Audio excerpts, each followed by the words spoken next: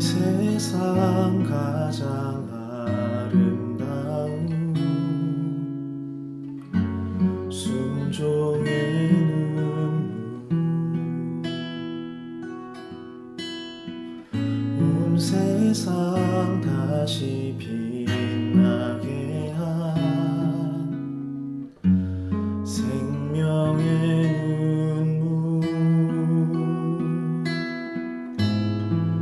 그가 이 땅에 오시니 죽어야 살게 되고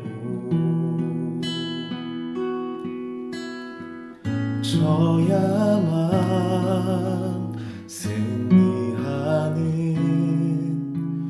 놀랍고 영원한 신비 지으신 그대로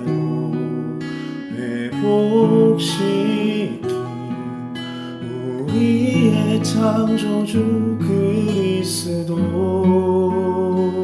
십자가의 길로 아버지 뜻 이루셨네. 그가 이 땅에 오신 이유 이제 우리에게 맡겨진 그 소망 그 사랑 그 생명 아름답고 눈부신 십자가의 길 우리가 이 땅에 살아갈 이유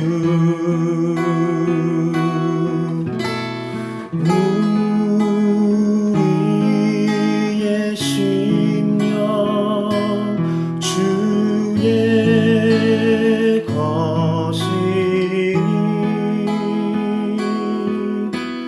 주님의 형상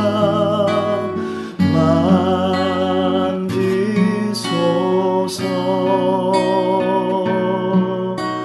주 인도 따라 살아갈 동안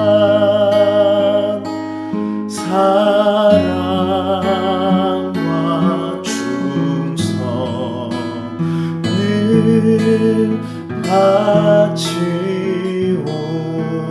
바치오리다.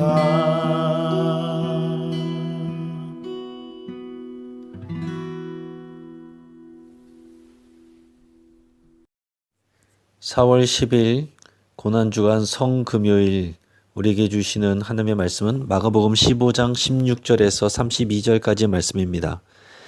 십자가의 역설 이런 제목으로 말씀의 은혜를 같이 나누겠습니다. 예수님은 빌라도에게 십자가형을 언도받고 군인들에게 채찍질과 희롱을 당하시고 십자가를 지십니다. 일요일에 예루살렘 성에 입성하신 예수님은 목요일 밤에 마지막 유월절 만찬을 하시고 겟세마네 동산에서 기도를 하신 후에 잡히셔서 밤새 신문을 받으시고 금요일 아침에 빌라도에게 사형 선고를 받고 오전 9시에 십자가에 달리십니다. 그리고 6시간을 달려 있으시다가 오후 3시에 숨지십니다. 일반적으로 십자가형은 며칠씩 매달려 있는 사람도 있습니다.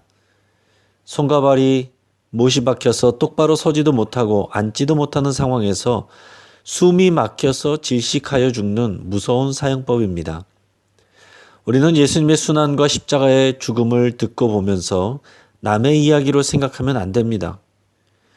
이 말씀을 올바르게 읽고 묵상하는 방법은 예수님이 당하시는 모든 수치와 조롱과 순환과 죽음은 바로 죄로 죽을 수밖에 없던 내가 받아야 될 것이라는 것을 기억해야 됩니다. 그리고 이 십자가 사건이 일어나는 가운데 눈에 보이지 않는 하나님의 역사가 어떻게 일어나고 있는지를 생각해야 합니다. 하나님이 하시는 일은 이 땅에서 역설로 보여지게 됩니다. 외적으로 보여지는 일들과 실제 하나님의 역사는 역설적인 관계입니다. 오늘 본문에서 먼저 우리가 보는 것은 희롱당하지만 실제로 왕이신 예수님의 모습입니다. 빌라도의 사형 선고 이후에 군인들이 예수님을 끌고 브라이도리온이라는 뜰 안으로 데리고 들어가서 온 군대를 모으고 예수님을 희롱합니다. 여기 등장하는 로마 군인들은 실제 로마인들이 아닐 수도 있습니다. 이들은 로마의 주력 부대 소속의 군인들이기보다는 주로 팔레스타인 주변에 있었던 사람들로 구성된 병력이었을 가능성이 큽니다. 그들은 일반적으로 유대인들에게 좋은 감정을 갖고 있지 않습니다. 그들은 예수님을 희롱하기 위해 자색 옷을 입히고 가시관을 엮어서 씌웠습니다. 일반적으로 왕족이나 귀족들이 자색 옷을 입습니다. 머리에 면류관을 쓰는 대신 가시관을 씌워 고통을 주면서 군인들은 예수님을 조롱했습니다. 또한 그들은 예수님에게 격리하는 흉내를 내면서 유대인의 왕이여 평안할지어다 라고 비아냥거렸습니다. 갈대로 예수님의 머리를 치며 침을 뱉었습니다. 예수님 앞에 꿇어 절하는 신용을 하기도 했습니다. 인간적인 눈으로 볼 때 얼마나 비참하고 수치스러운 일입니까? 하지만 놀라운 것은 예수님은 실제로 유대인의 진정한 왕으로 오셨다는 겁니다. 뿐만 아니라 온 세상 만민을 다스리는 만왕의 왕으로 오셨습니다. 다시 만날 예수님은 왕의 옷을 입고 금면류관을 쓰시고 온 세상의 피조물들에게 경배받으실 것입니다. 그리스도인들이 예수님을 따르면서 이 땅에서 사람들에게 조롱을 당하고 비웃음을 당하는 경우들이 있습니다. 하지만 역설적으로 그런 고난은 하나님 나라에서 놀라운 영광을 받는 이유가 될 것입니다. 믿음의 눈으로 우리가 그것을 미리 볼 수 있다면 이 땅에서의 수치와 고난은 능히 감당할 수 있게 됩니다. 오늘 본문에서 이제 억지로 진 십자가, 그것이 우리에게 어떻게 유익이 되는지를 보여줍니다. 로마 군인들은 예수님을 희롱한 후에 다시 원래 옷을 입히고 십자가에 못 박으려고 끌고 나왔습니다. 일반적으로 십자가형을 질 때에 세로기둥은 못 박히는 장소에 미리 심어놓고 죄인은 가로막대를 지고 형 집행 장소까지 걸어가게 됩니다. 하지만 예수님은 밤새 신문을 받고 심한 채찍질을 당하셨습니다. 로마 군인들의 채찍은 가죽끈 끝에 동물의 날카로운 뼈나 쇠를 달아서 한번 채찍질을 당할 때마다 살에 박혔다가 살을 뜯으며 빠집니다. 심한 탈수 현상과 지침으로 인해 탈진한 예수님은 더 이상 십자가 가로막대를 들고 가기가 어려웠습니다. 로마 군인은 마침 근처에 있던 구레네 사람 시몬이라는 사람을 붙잡아서 대신 십자가 가로막대를 들고 가도록 하였습니다. 로마 군인들은 당시 피지배국 사람들에게 강제 노역을 시킬 수 있는 권한이 있었기 때문에 이것이 가능했습니다. 마가는 그 사람을 소개할 때 알렉산더와 루포의 아버지라고 소개합니다. 이 글을 읽는 1차 독자들인 초대교회 성도들이 대부분 알만한 사람이기에 그 아들들의 이름을 소개하는 것입니다. 로마서 16장 13절에 보면 사도 바울이 주 안에서 택하심을 입은 루포와 그 어머니에게 문안하라. 그의 어머니는 곧 내 어머니니라 라는 인사말을 적고 있습니다. 일반적으로 그 루포라는 교회 지도자가 구레네 사람 시몬의 아들이라고 추정합니다. 6월절 명절을 지나러 왔다가 억지로 진 십자가였지만 그것으로 인해서 그와 그 아들들이 예수님의 제자가 되고 그 아들들은 초대교회의 역량 있는 지도자가 되는 것입니다. 또한 구레네 사람 시몬의 아내는 사도 바울에게 어머니와 같은 존재가 됩니다. 가룟 유다처럼 스스로 예수님을 따라다녔어도 제자가 되는데 실패한 사람도 있지만 구레네 사람 시몬처럼 억지로 십자가를 지게 되었지만 그 가정이 예수님의 제자가 되고 교회의 지도자가 되는 큰 복을 받는 경우도 있습니다. 오늘 우리가 믿음이 연약하여 억지로 교회를 섬기고 봉사한다고 할지라도 그것이 역설적으로 우리에게는 놀라운 은혜와 복이 될 수 있음을 기억하시길 바랍니다. 마지막으로 말씀이 성취되는 모습을 우리는 본문을 통해서 볼 수 있습니다. 군인들은 예수님을 골고다 언덕으로 데려갔습니다. 거기서 몰약을 탄 포도주를 주었으나 예수님은 받지 않으셨습니다. 마취 성분이 있는 몰약 탄 포도주를 거부하심으로 온전한 정신으로서 모든 고통을 받아내신 겁니다. 또한 마지막 만찬 자리에서 예수님은 하나님 나라에서 새 것으로 마실 때까지는 포도주를 다시 마시지 않겠다고 하셨습니다. 군인들은 예수님의 머리 위에 유대인의 왕이라는 죄패를 붙였습니다. 군인들은 예수님을 못 박고 예수님의 옷을 제비 뽑아서 나눠 가졌습니다. 힘없이 십자가에 달린 예수님을 보면서 주변의 사람들은 예수님을 조롱하고 비웃었습니다. 그들은 예수님을 모욕하면서 자기를 구원해보라고 외쳤습니다. 예수님 좌우편에 있는 강도들도 예수님을 욕했다고 기록하고 있습니다. 지금 이 순간 예수님은 아무것도 할 수 없고 하나님도 아무 일도 하시지 않는 것처럼 보입니다. 자, 그런데 역설적으로 지금 예수님은 당신이 할 수 있는 가장 최고의 순종을 하나님께 드리고 있습니다. 그리고 하나님은 마음대로 떠들고 행동하는 사람들을 통해 수천 년을 거쳐서 전해져 온 구약 예언의 말씀을 성취하고 계십니다.